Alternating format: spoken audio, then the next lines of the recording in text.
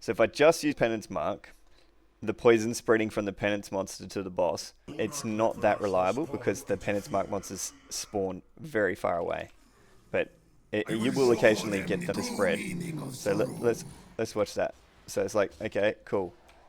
Yeah, the damage is okay. I mean, like, it eventually ramps up to dot cap. Not bad, not bad. Like, the Penance Mark monsters spawn very far away, and they don't always reach to the boss. You'll get the occasional one that does. What the worms do is it bridges the gap. I'll not press Penance Mark for a second just to confirm that worms definitely can't spread by themselves. So you see, I'm doing like no damage at all whatsoever, right? Now put the Penance Mark monsters on, right? And then with the worms combined, and then that was a lot faster. Damage. Yeah. Yeah, and it's way more reliable because the worms act as a bridge. And theoretically, because the worms spawn a lot closer to the boss than the Penance monsters, it's just way quicker dot cap. But to be fair, I just got way too much damage anyway that I need. That fucking stuff always baits me. The basic premise is, but this one actually requires a paint. So here is the boss, right? And he's got his Penance Mark fucking mark on him, and then when he gets hit, he will spawn these phantasms. I'm just going to draw it like that. These little floating phantasm things, and these are a distance of 35 to 45, right? And that's what's according to the wiki, and this is in meters. They changed it recently, but yeah, it's meters now. So that's the distance there, right?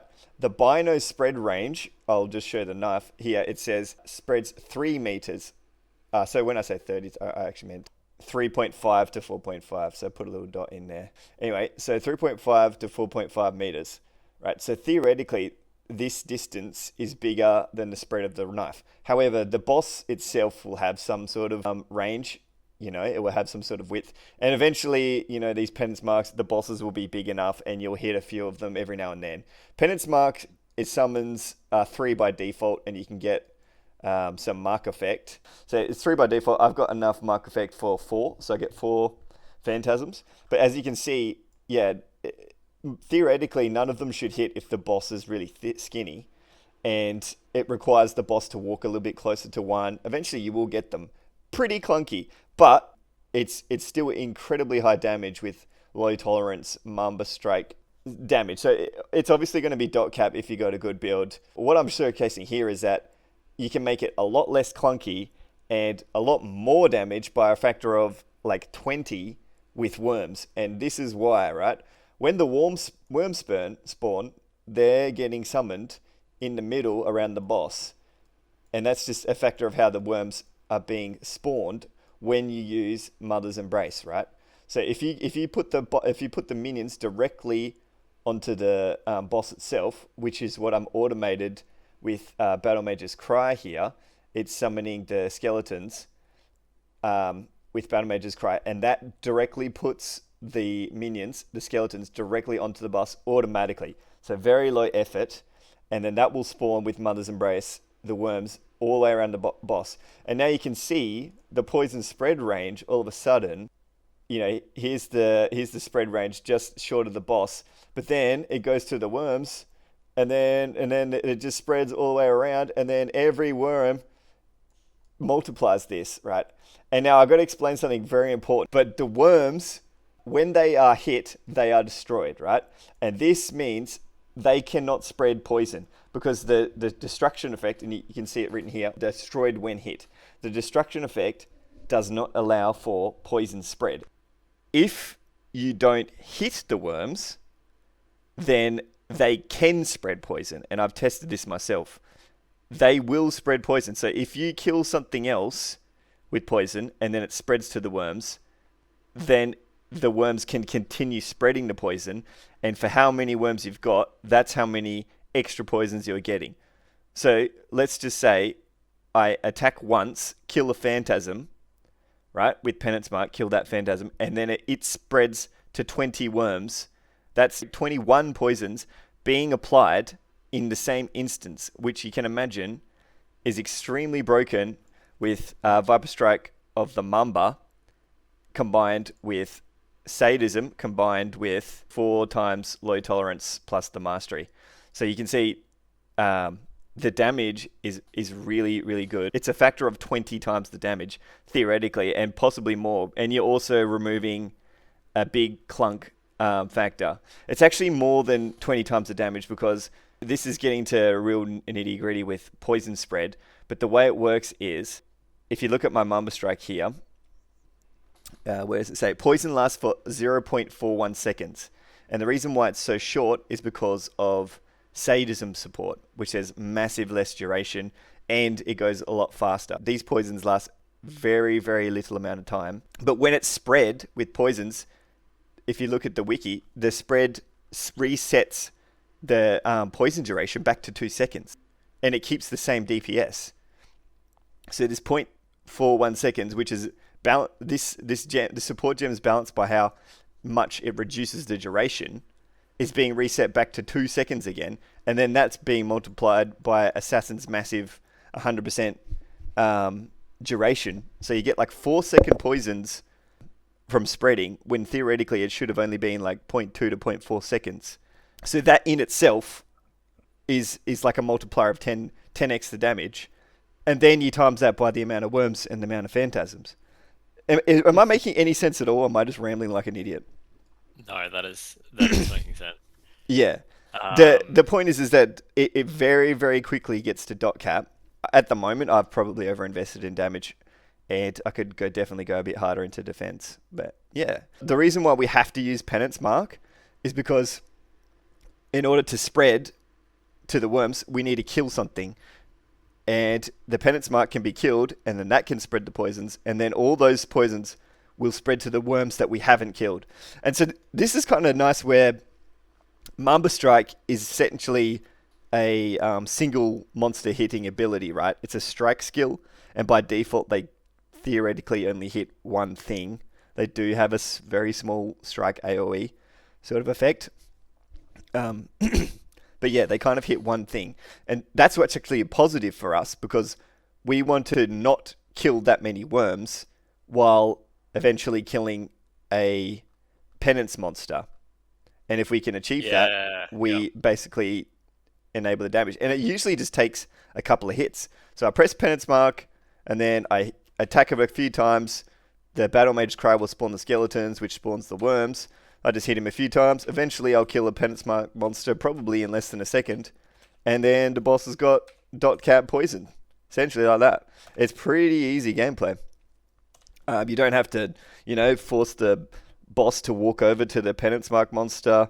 The boss doesn't have to be a large size. It's just, the worms are bridging the gap. Like, as you can see, like it just makes it very clean. What happened this patch is Bino's got buffed from 1.5 meters to 3. Poisons you inflict on non-poisoned enemies do 300% damage. So this cluster here is all about poisoning something for the first time. However, all the worms and the Penance Mark monsters, they're all being poisoned for the first time, and so they get that 300% increase, and then that damage boost from these times 4 is being spread to the boss. Do you see how efficient you get damage here? It's just ridiculous. I've got a whole bunch of these vile rejuvenations with it, which is just a little bit of ES and 2% regen, which is actually not bad. 2% if you've killed. And because I've automated killing with worms, and with the Penance Mark, I'm basically always going to have that 2% regen. And then, nice. When I get the next point, it'll be on there. And then that's a lot of regen, up to 8% when I get them all. So I'm using the buffed Essentia Sanguis claw, mainly because it just comes with a huge amount of flat ES now. It's really nice. But it does come with the Overleech and the buffed Maximum Recovery, which is quite nice. At the moment, my build's not super min-maxed. I'm actually using some supports to try and boost the instance of leech, like this one here. This one's a really shit support, but it comes with 1.9% leech, which is kind of nice when you're not a hit build and you're trying to get a decent hit. I would highly recommend not using deadly ailments, because that will significantly nerf your hit damage. Where is it? Here we go. Don't use this one because 80% less damage, and then the leech instances you will struggle to get to the cap. This version of how I've done the build, I've basically just gone around here and done a bit of aura stacking, got a lot of mana reservation efficiency, and I went all the way down here for Divine Shield because I'm using both Grace and Determination. And the reason why I'm doing that is because I'm trying something a little bit gimmicky, and I don't know if it's fully worth it, but I'm trying it regardless. And that is using these Precursor Emblem rings, and the one specifically with Iron Reflexes at maximum frenzy charges. So this ring here also gives 10% on kill, and with worms that's like fully up, always essentially. And so I'll always have Iron Reflexes, which means all my evasion is turned into armor. And so I get a decent amount of armor. It's only 6k when I haven't gotten the frenzies up. Decent. It's not that great, but 44k armor. But I'm using that with Divine Shield plus Persistence on my Anoint just to deal with the chip physical damage. It works pretty well. You know, you kind of reduce all the chip damage down to 0 with Persistence because it occurs after armor. I mentioned that in the previous video, but yeah, so all the chip damage gets basically reduced to 0, and then all of that being prevented, you get regened with Divine Shield. So it's kind of nice little combo for recovery for ES. Probably not worth it though, because I had to give up 2 auras, lots of auras. I think I should have just dealt with physical damage with some sort of conversions mechanics. Like, you know, I've got this one here for a little bit of conversion, but it's not, my defenses are still kind of mid. I was thinking about going a Purity plus Melting of the Flesh for like all res, but really the Fizz max hit was really what's killing me the most, I think. So I went out of my way to try and stop that. Plus, I really like haste on this build. Attack speed doesn't equate to damage because you're not really limited by the amount of attacks you can do at all. It's just really nice because they nerfed the attack speed of Viper Strike when you're dual wielding, and so it's quite slow. But with all this haste, with attack speed and all this attack speed while leeching, I get a huge amount of attack speed, which is just really nice for quality of life because what will kill you is if you stand still doing animations, you know, too long sometimes. I just kind of like it. It just smooth to clear like that. You'll note that I'm using Frost Blink of Wintry Blast instead of Whirling Blades. Main reason for that is because of the auto exertion. If I use Whirling Blades, I'll exert, and then my Battle Mage's Cry gets used up, sadly, so I have to kind of use a spell for traveling around. But my attack speed's so high that Whirling Blades would be really nice. You can get Whirling Blades and, you know, put on your ring. You know, you can't exert, but Regards to the Ascendancy, I've chosen to get the extra ring here because, you know, not affected by the downside at all because I'm just using the Worm Flask anyway, so I don't need Utility Flask. So just get an extra ring. That's pretty good, pretty decent. The ring here, I'd say, is good, but it's a bit overkill. Like, you can make this build very budget. I made this myself for like, I don't know, 5 or 6 Ds. Nothing here is super expensive. Like, I crafted this myself for like 5 Ds. The chest is a bit more expensive if you try to buy it, but I made this thinking I was going to go suppress, but I ended up not going suppress. But I made this myself for about 5 Ds, and it's probably worth like 20 Ds. But you really don't need crazy gear to get insane damage. Interesting one here would be the boots. The reason why I've gone these boots, because like I said before, I've gone for stacking a whole bunch of auras. This just comes with a whole bunch of reservation. The reason why I run this though is because I really want the Abyss sockets. It's like a couple of divs and you get 2 Abyss sockets. But the reason why I want quite a few Abyss sockets is because this jewel here. I actually think that any of the dual wielding attacks really benefit quite well from Tekrod's Gaze, the Abyss jewels. The reason why is because this claw here has 8% base chance crit, whereas this dagger has 12%. The way Mamba Strike works is it hits with both weapons at once, right? But in order to get 100% crit cap, we have to go quite over than what we would need for this dagger, because this claw's crit chance is so low. However, this duel fixes this problem because it gives the main hand up to 200% crit chance, and then the offhand 100% multi. Bino's base damage is not too bad, and so the 100% multi on this one is quite good. It probably equates to around 40% crit multi, which is really good. When we're playing Perfect Agony. And then the 200% crit chance just equals out the crit chances, and they end up being very similar in crit chance. And then all of a sudden, I don't have to worry about over-investment into crit because of this claw and waste the investment, which I wouldn't have needed for this dagger. It's just efficiency. And so in order to make use of this, you kind of want to have 5 Abyss Jewels, including itself. So 1, 2... and then I got like 3, 4, and here's the last one. And then while we're getting Abyss Jewels, you can just like quite cheaply fix shit. You get a bit of stun avoidance here. I got more stun avoidance here. You need a magic 1 for the boots to get movement speed, so that's why I've got that. And you can get like Corrupted Blood immunity and avoid shock here, which is quite nice.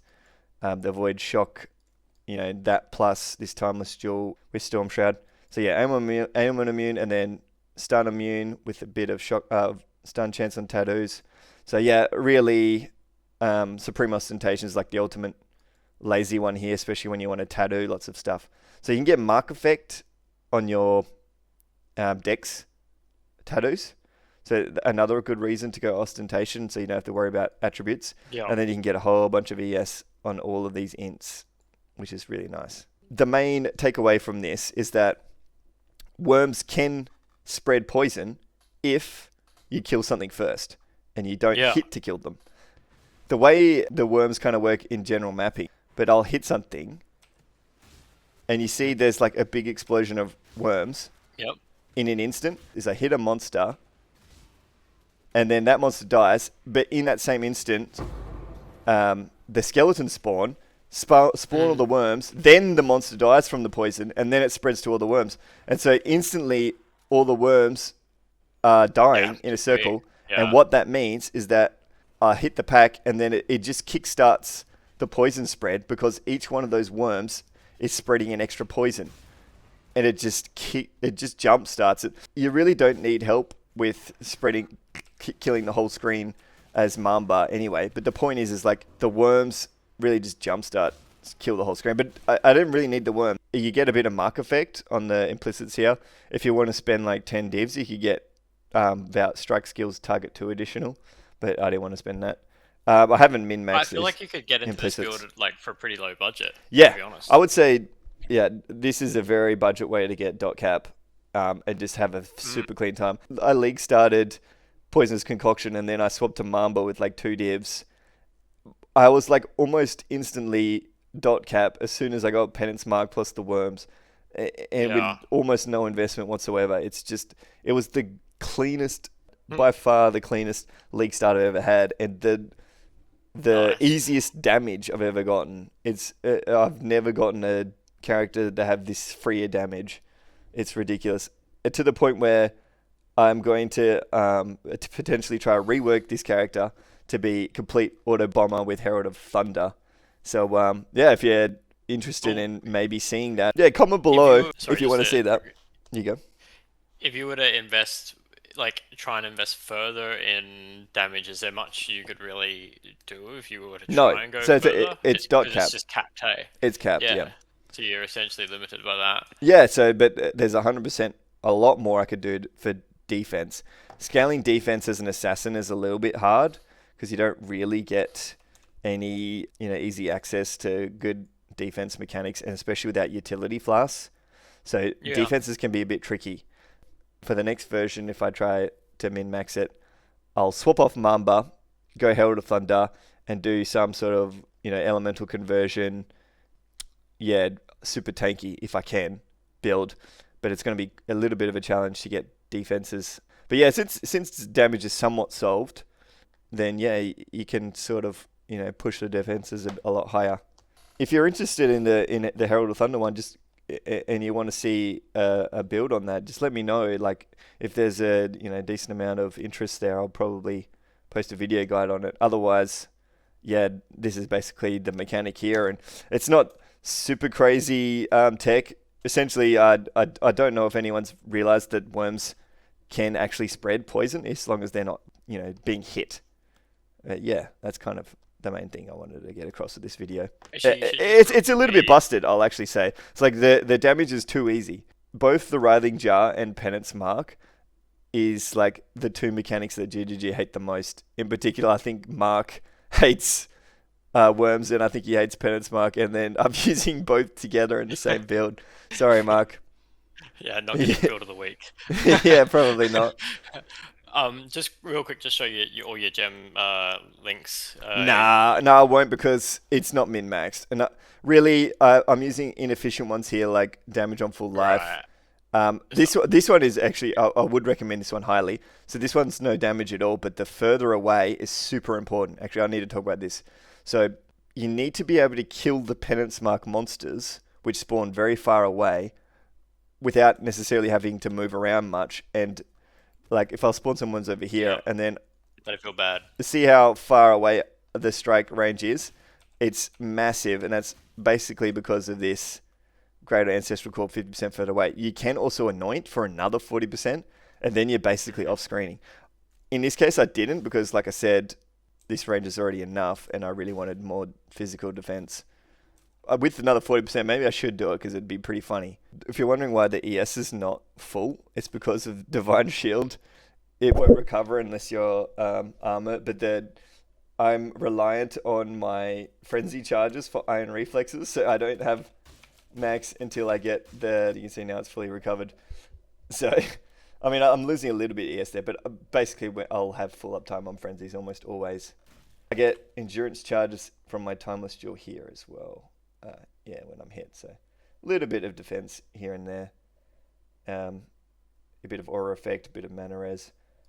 Yeah, just this timeless jewel's okay. It's not the greatest. I've really just slapped this shit together. I will say as well, Jung Roan did a build, a Mamba Strike build, which is quite similar to this. He did more mana staking. Yeah, and that was quite good too. So if you want another idea for how to build the character, that's another great way to go. He didn't use worms, but he was using Penance Mark. So he worked out that, like I worked out as soon as I read Binos, that Penance Mark was going to be broken this league with poison spread, which is the case, but it is a bit clunky. Like I said at the start of the video, they spawn a little bit outside the Binos range. So really worms just make it clean as hell, and the DoT cap secured essentially. Worms are back, baby. Worms are back. You're welcome to the person who kept complaining that I wasn't doing worm builds. So this one's for you.